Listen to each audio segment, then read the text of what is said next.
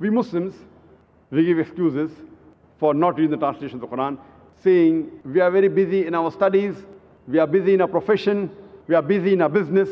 Most of us, we have spent decades reading and memorizing volumes of books in schools and colleges as well as universities, just to acquire a degree. Don't we have the time to read the message of our Creator Allah subhanahu wa ta'ala?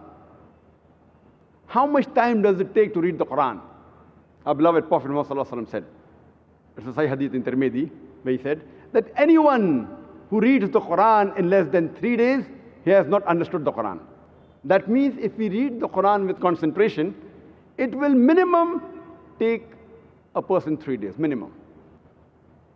If you read a bit slowly, it may take 5 days. If you read one juz, one part a day, it will take you 1 month to read the Quran.